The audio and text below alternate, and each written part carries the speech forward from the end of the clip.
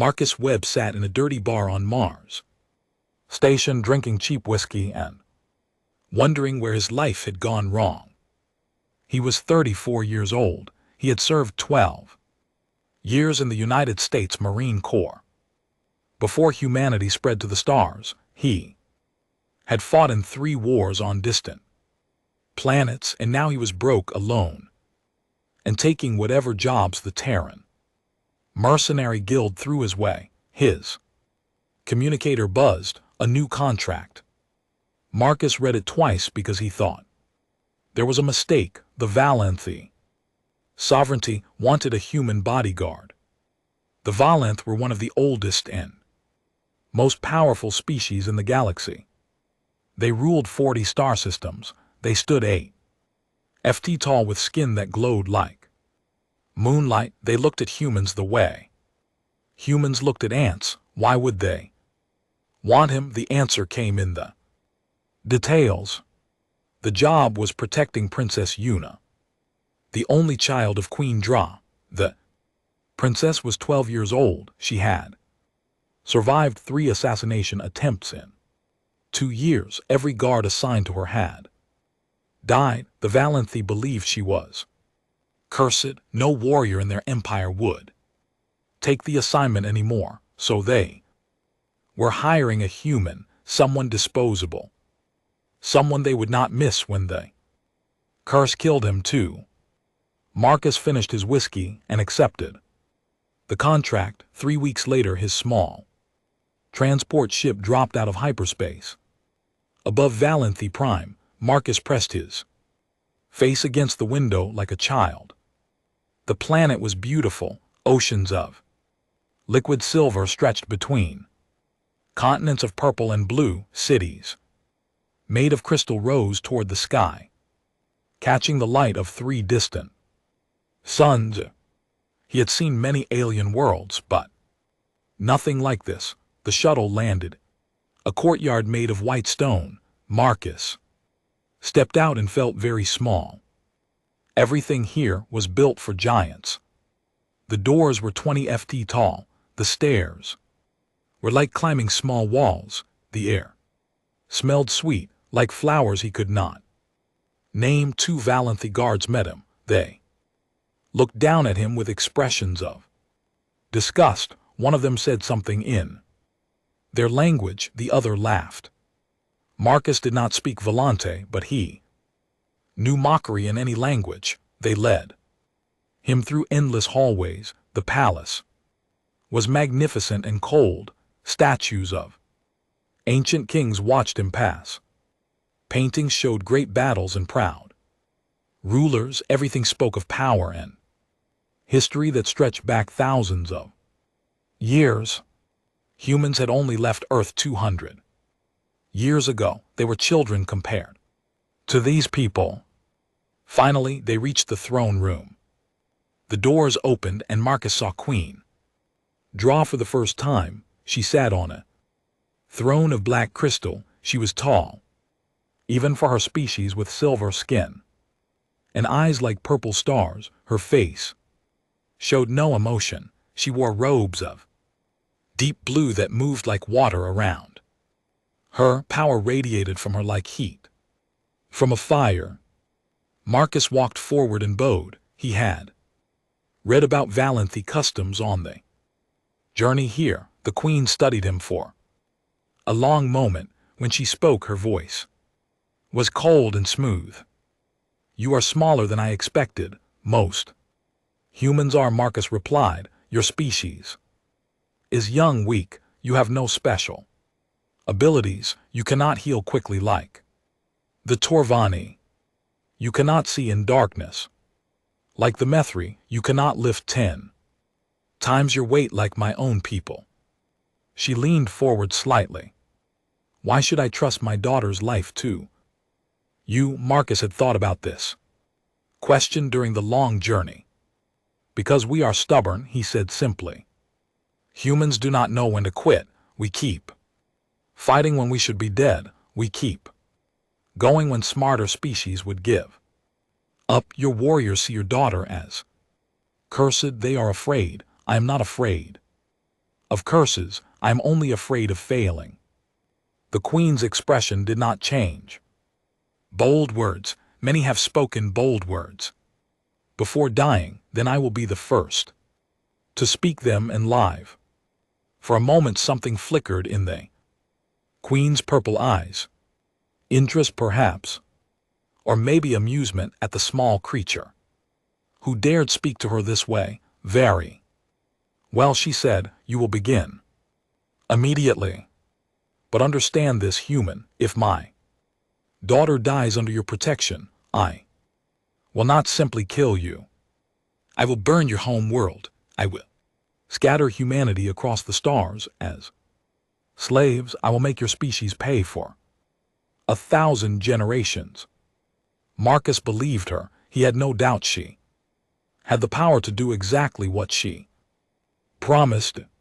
She will not die, he said. The queen waved her hand, and a servant led Marcus to the princess's quarters. The room was large and full of light, expensive. Things sat on shelves, books in languages Marcus could not read lined the walls, and in the corner, sitting on a chair too big for her, was Princess Yuna. She was small for a Valent, still growing into her species' height. Her skin glowed soft white, and her eyes were the same purple as her mother's. But where the queen's face showed nothing, the princess's face showed everything. Right now it showed anger. Another one, she said. Her voice was young but hard. How long will you last? The last one survived 8 weeks. The one before that made it 5 months. I plan to beat both records, Marcus said. The princess looked at him with something like hatred. They all say that, then they die, and everyone looks at me like I killed them myself, like I wanted this. Her hands tightened into fists. I did not ask for guards. I did not ask for any of this. Marcus pulled up a chair and sat down across from her. He was not good with children. He had never had any of his own, but he recognized pain when he saw it. I am not here to die for you, he said quietly. I am here to keep you alive. There is a difference. Do you understand? The princess stared at him for a moment. Her hard expression cracked, and he saw the frightened child underneath. Then the walls went back up. We will see, she said, turning away from him. We will see. Marcus settled into his chair and began his watch. Outside the window, the 3 suns slowly sat over the crystal city. Somewhere in this beautiful palace, enemies were planning to kill a little girl. He would not let them. Princess Yuna did everything possible to make his job difficult. She would leave her quarters without warning. She would hide in parts of the palace where he could not easily follow. She would ignore his instructions and walk into crowds where assassins could be waiting. She was testing him. She wanted him to fail. She wanted him to leave like all the others, because if he left on his own, at least he would not die because of her. Marcus understood this, so he did not yell at her. He did not threaten her. He did not report her behavior to the queen. He simply followed, adapted, and waited. When she hid in the tall towers, he climbed after her, even though his human lungs burned in the thin air. When she walked through crowded markets, he stayed close and watched every face in the crowd. When she refused to speak to him for days, he remained silent beside her. The Valenthi court watched with amusement. Servants whispered behind their hands. Noble lords and ladies placed bets on when the human would break. Marcus ignored them all. In the 2nd month, he began teaching Yuna how to fight. She was surprised when he offered. No one had ever suggested that she should protect herself. Guards were supposed to protect her, that was their purpose. Guards can fail, Marcus told her. Guards can die, but if you know how to fight, you always have one more weapon. Yourself. He did not teach her the elegant fighting styles of her people. He taught her human methods, dirty tricks, how to use her small size as an advantage, how to strike at weak points that every species shared, how to run and hide and survive. Yuna learned quickly. She was smart and fast, and she had more anger inside her than Marcus had first realized. When she fought, she released some of that anger. It seemed to help her. The court disapproved. Princess should not fight like a common soldier. A princess should not learn the ugly methods of humans, Queen Dara said. Nothing but Marcus noticed that she sometimes watched from distant windows as he trained her daughter in the gardens. The turning point came on a warm evening during a state dinner. The great hall was filled with nobles from across the sovereignty. Music played. Food covered every table. Politicians smiled false smiles and spoke words they did not mean. Marcus stood against the wall watching everything, and he noticed when Yuna slipped away. He followed her quietly through the palace corridors, out a side door, and into the royal gardens. The gardens were beautiful at night. Strange flowers glowed in colors humans could not see.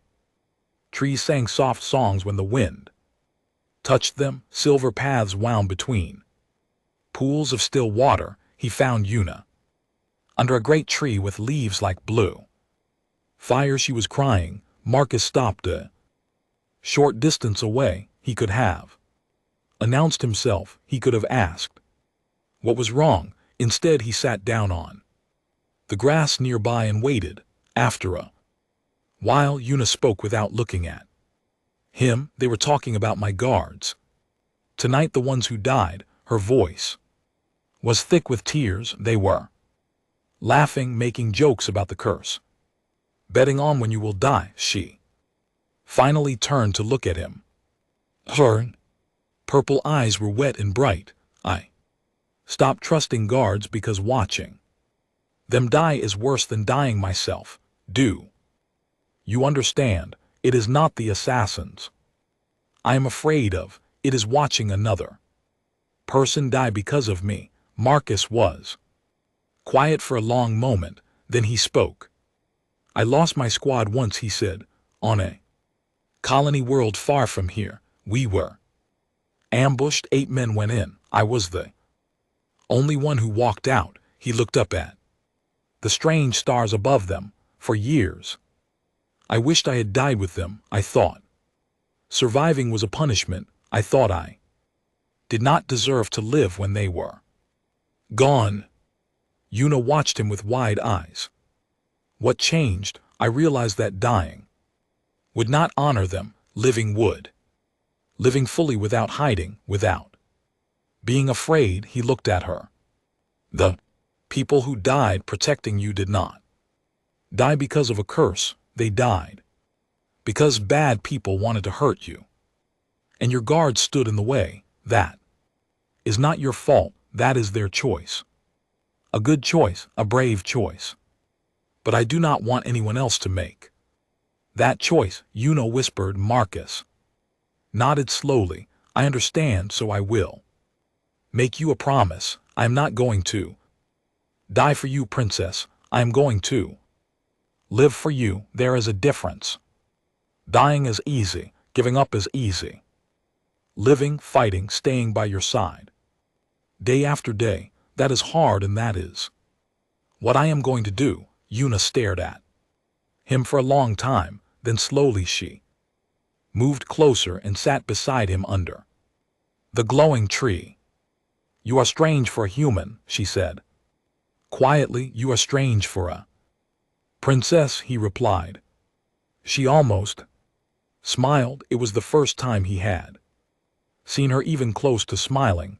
They sat together in the garden until the 3 moons rose over the crystal palace. They did not speak much more, but something had changed between them. A wall had fallen. From that night forward, Yuna stopped running away. She stopped testing him. She started talking to him, really talking about her life and her fears and her dreams, and Marcus found himself caring about her, not as a job, not as a contract, but as a person, as someone he wanted to protect, not because he was paid to, but because she deserved to be protected.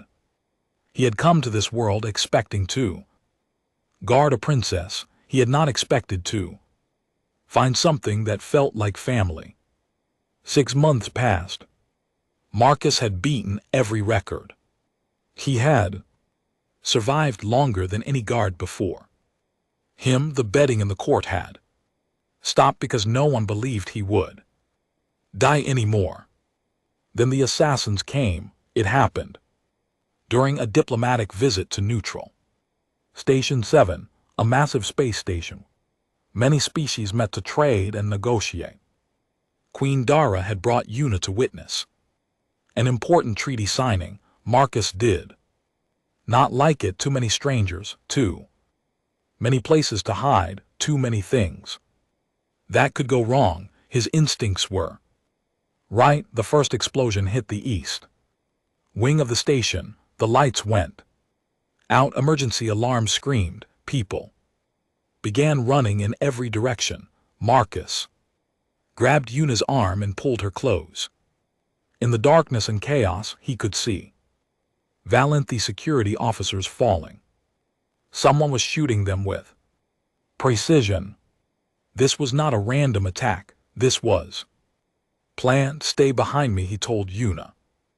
Do exactly what I say. She nodded. He could feel her trembling, but she did not panic. Good girl. They moved through the dark corridors while Marcus listened for danger. His human eyes could not see well in the darkness, but his ears were sharp. He heard footsteps ahead. Too quiet, too careful. Hunters, not runners. He pulled Yuna into a side room and pressed a finger to his lips.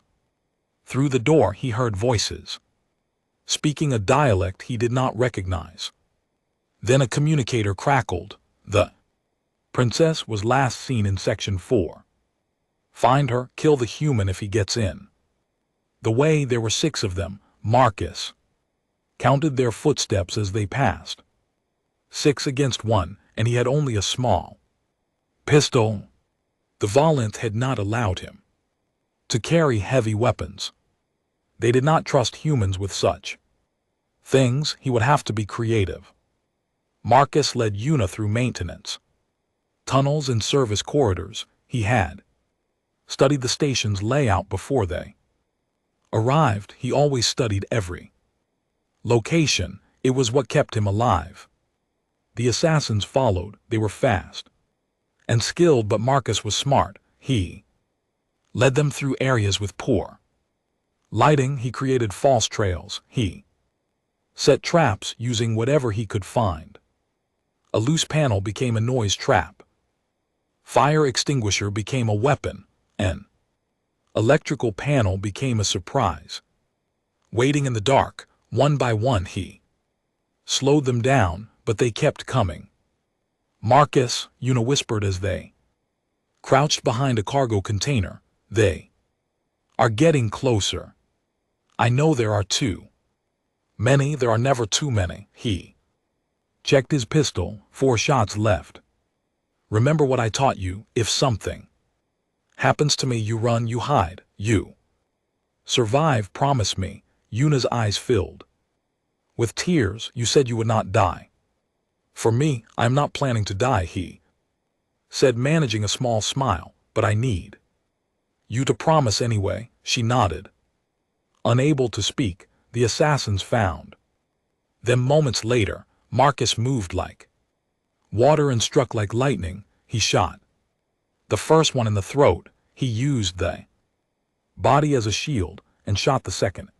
The face. The third one grabbed him and Marcus broke free by dislocating his own thumb, something Valenthi fighters would never think to do because their species could not do it. He killed the third with a knife he took from the second, but the fourth one shot him. The beam hit his shoulder and spun him around. Marcus fell against the wall, bleeding, his arm nearly useless. Two assassins left. Both were advancing. Run, Marcus told Yuna. She did not run. Instead, she picked up a metal bar from the ground and stood in front of him. No, she said, her voice shaking but determined. Together. Marcus wanted to scream at her to go, but there was no time. The assassins were too close. What happened next was something the survivors would talk about for years. Marcus pushed himself up with his one good arm. He grabbed Yuna and threw them both sideways as the assassins fired. The shots missed by inches. Marcus hit a control panel and a heavy door slammed down between them and one assassin trapping the man. One enemy left. The final assassin was huge. Even for a Valenth, he smiled as he approached. One wounded human and a child, he said. The great curse ends here. Marcus had no weapon. His shoulder was burning with pain. Blood ran down his arm, but he planted his feet and raised his fists. Humans do not quit, he said through gritted teeth. Come and find out why. Assassin charged. Marcus ducked under his swing and drove his fist into the man's knee. The Valenth stumbled. Marcus grabbed a piece of broken metal from the floor and jammed it into the assassin's leg. The man screamed and fell. Marcus crawled on top of him. With his one good hand, he picked up a heavy piece of debris. You should have sent more, Marcus said. Then he finished it. When Valenthi reinforcements finally arrived, they found Marcus standing over 6 dead assassins. His shoulder was ruined. His face was covered in blood. He could barely stand, but behind him, completely unharmed, stood Princess Yuna. Marcus looked at her and managed a weak smile. Told you, he whispered, I would not die. Then he collapsed. He dreamed of Earth. He dreamed of his mother's house in Houston with the big oak tree in the backyard. He dreamed of his squad, the men who had died on that distant colony world. They were smiling at him, telling him it was okay, telling him he had done good. He dreamed of Yuna standing in front of him with a metal bar, refusing to run. When he finally opened his eyes, he was in a white room filled with soft light. Medical machines hummed around him. His shoulder was wrapped in bandages that glowed with healing energy. A small figure was asleep in a chair beside his bed. Yuna. Marcus watched her for a moment. She looked younger when she slept, more peaceful, like the frightened child she really was. Beneath all her walls and anger, he tried to move and pain shot through his body. He made a small sound. Yuna's eyes snapped open immediately when she saw him awake. Her face went through several emotions: relief, joy, then anger. You stupid human, she said, her voice cracking. You almost died. You promised you would not die. Almost is not the same as actually dying, Marcus managed. His voice was rough and weak. Tears ran down Yuna's face. She tried to look angry, but she could not hold it. She grabbed his hand and held it tightly. The doctors said humans should not survive wounds like yours, they said. Your species is too fragile. She shook her head. But you kept breathing. For 3 weeks you would not stop fighting. Even unconscious, you refused to give up. Stubborn, Marcus whispered. I told your mother humans are stubborn, Yuna laughed through her tears. It was a beautiful sound. Over the next few days, Marcus learned what had happened after. He collapsed. The story of the human who killed 6 elite assassins had spread across the entire sovereignty. People who had laughed at him now spoke his name with respect. The nobles who had bet on his death were ashamed. Servants who had mocked him now bowed when they saw Yuna. The investigation had also revealed something important. The assassins were connected to someone inside the palace, someone very powerful, someone close to the queen. Her own brother, Lord Evan, had always been jealous of his sister's throne. For years he had worked in secret, building allies, planning to remove Yuna from the succession. If the princess died without an heir, the throne would eventually pass to him. With the evidence from the station attack, Queen Dra finally had proof of his betrayal. Marcus was still in the medical facility when he heard that Lord Evan had been arrested. The conspiracy was destroyed. The people who had tried to kill Yuna for so long were finally facing justice. It was over when Marcus was strong enough to walk. He received a message. Queen Dra wanted to see him alone. He made his way slowly through the palace corridors, his shoulders still hurt, his body still felt weak, but he walked with his head high. The queen did not meet him in the throne room. Instead, a servant led him to her private chambers. Marcus had never been here before. Few people ever were. The room was smaller than he expected, warmer. There were paintings on the walls, not of battles and glory, but of a young girl with silver skin and purple eyes.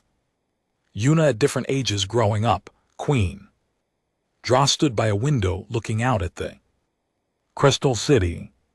When she turned to face him, Marcus saw something he had never seen before. The queen looked tired, not the cold, powerful ruler, just a mother who had almost lost her daughter. You saved her, Queen Dra said simply. I was doing my job. No, the queen shook her head. I have seen guards do their jobs. They stand, they watch, they follow orders. You did something different. You made her believe she was worth saving. You made her fight when she had given up. She paused. You made her happy. Marcus did not know what to say. The queen walked closer to him. Standing this close, she was nearly 3 ft taller than him. But somehow in this moment they felt equal. My brother wanted her dead because she is my heir, because as long as she lives, he cannot have the throne. Her voice tightened with old pain. I have known about his ambition for years, but I could not prove it. I could not stop it. I could only watch as Guard after Guard died, and my daughter grew more afraid and more alone. She is not alone anymore. Marcus said. No, the queen agreed. She is not because of you. She reached out and placed her hand on his uninjured shoulder. The touch was gentle, almost human. The contract is complete, she said. Threat is ended. You are free to return to your people. Marcus nodded slowly. He had known this was coming. The job was done. It was time to leave. So why did it feel so wrong? He went back to his quarters and began to pack his few belongings, his guns, his clothes, a small picture of his squad that he had carried for years. He was ready to go when Yuna appeared in his doorway. Her face was pale, her eyes were red from crying. You cannot leave, she said. The job is over. Princess, I do not care about the job. Her voice broke. You are my friend. You are the only person who makes me feel safe. Please, please do not go. Marcus closed his eyes. His chest hurt. and it had nothing to do with his wounds. Yuna, he said softly, I will talk to my mother. Yuna said desperately, I will make her let you stay. I will do whatever it takes, just please do not leave me alone again. She was crying. Now this fierce, brave girl who had stood against assassins was crying because she did not want to lose him. Marcus knelt down so they were at the same height. He wiped the tears from her face. Let me talk to your mother, he said. Hope flickered in Yuna's eyes. Marcus was not sure what he would say. He was not sure what he wanted, but he knew one thing for certain: walking away from this girl might be the hardest thing he had ever done. The night before Marcus was scheduled to leave, he went to Queen Dar. He was not sure what he would say. Part of him wanted to stay. Part of him was afraid to stay. He had spent his whole life moving from one mission to the next, never putting down roots, never letting himself care too much about anyone. It was safer that way, easier, but Yuna had broken through his walls without even trying. The queen received him in her private chambers again. She was sitting in a chair reading something on a data pad. When he entered, she set it aside and looked at him with those ancient purple eyes. You wanted to speak with me, she said. Yes. Marcus stood straight like the soldier he had always been. About my departure. What about it? Marcus hesitated. He had prepared words, reasonable arguments about why he should stay longer, about security concerns and transition periods, but looking at the queen now, all those words seemed pointless. Your daughter asked me not to leave, he said simply. I know she has spoken of nothing else for 2 days. I do not want to leave either, Marcus admitted. It was hard to say. He was not used to admitting what he wanted. Queen Dar studied him for a long moment, then she stood and walked toward him slowly. Her robes whispered against the floor. The light from the windows made her silver skin glow. I did not ask you to come here tonight, she said. Marcus blinked. I thought the servant. I sent the servant, but I did not ask you to come so you could request to stay. She stopped in front of him. I asked you to come so I could demand it. The word hung in the air between them. Demand. You have done something no one else could. Queen Dar continued. Her voice was no longer cold. It was heavy with emotion she had kept hidden for years. You made my daughter believe she deserves to live. Before you came, she was fading. Every assassination attempt, every dead guard, it broke something inside her. She stopped hoping. She stopped trying. The queen's hands tightened at her sides. I am the ruler of 40 star systems. I have more power than almost anyone in this galaxy, but I could not save my own daughter from despair. I could not reach her, no matter what I did, no matter how many guards I hired. She kept slipping further away. She looked at Marcus with something like wonder. Then a human arrived, a small, stubborn, impossible human, and in 6 months you gave her back to me. You gave me back my daughter. Marcus felt his throat tighten. I just did my job. No, the queen shook her head firmly. You did so much more. You showed my court that humans are not to be underestimated. You proved that strength is not about size or power, and you have made me reconsider everything I thought I knew about your kind. She straightened to her full height, every inch the ruler of an empire. So I'm not asking you to stay, Marcus Webb. I'm demanding it. I am offering you a position that has never existed before in Valth history. Royal Guardian, a permanent member of this household. with status equal to our highest. Nobility, not a servant, not an employee family. Marcus stared at her. His mind was spinning. This was more than he had ever expected, more than he had dared to hope. I'm a soldier, he said slowly, a mercenary. I have nothing to offer an empire like yours. You have everything to offer, Queen Dara replied. You have loyalty that cannot be bought, courage that does not bend, and a heart that my daughter trusts completely. She paused. That is worth more than all the wealth in my treasury. Before Marcus could respond, the door burst open. Yuna stood there breathing hard. She had obviously been listening. From outside, her purple eyes were wide with hope and fear. Well, she demanded, looking between them. What did you decide? Marcus looked at the queen. He looked at the princess. He thought about his empty apartment on Earth, the meaningless jobs, the loneliness that had followed him across the galaxy. Then he thought about the garden under the glowing tree, teaching Yuna to fight, standing over 6 dead assassins with nothing left in him except the determination to keep her safe. He thought about home, and he realized that home was not a place, it was people. I will stay, he said. Yuna's face lit up like the 3 suns of this world rising together. But I have conditions, Marcus added, holding up a finger. The queen raised an eyebrow. Conditions. First, Yuna continues her training. She learns to fight properly. She should never be helpless again. Agreed, the queen said.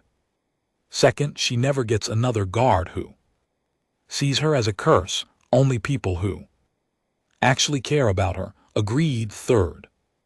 Marcus paused, and a small smile crossed his face. Someone teaches me how to use those fancy eating utensils at formal dinners. I have been faking it for 6 months, and I think people are starting to notice. Yuna burst out laughing. It was a bright, happy sound that filled the room. Even Queen Dar smiled, a real smile that transformed her face from cold ruler to warm mother. Agreed, the queen said, though I cannot promise my court will survive the scandal of teaching table manners to a human. Marcus grinned. They survived me killing 6 assassins. They can survive anything. Yuna ran forward and threw her arms around him. Marcus hugged her back, ignoring the pain in his shoulder. The queen watched them with soft eyes. This was not how Marcus had imagined his life would go. He had expected to die alone on some forgotten battlefield. He had expected nothing and wanted less. Instead, he had found a princess who needed him, a queen who respected him, a place where he belonged. 5 years later, Princess Yuna stood before the Galactic Council, delivering speech about cooperation between species. She was 17 now, tall and confident, with her mother's poise and her own hard-earned strength behind. Her arms crossed and ever watchful stood Marcus Webb. His hair was gray. Now his face was marked with more scars, but his eyes were sharp, and his stance was ready for any threat. When a delegate asked why the Valenth sovereignty had formed such a close alliance with humanity, Yuna simply looked back at her guardian. Because one human taught us that strength is not about size or power, she said. It is about refusing to give up on the people who matter. Marcus just shrugged. She is exaggerating. I just did not want to fill out the paperwork for a failed contract. But he was smiling, and across the hall, watching her daughter speak with pride, and her guardian stand with loyalty. Queen Dara smiled too. Some things were worth more than empires. Some things were worth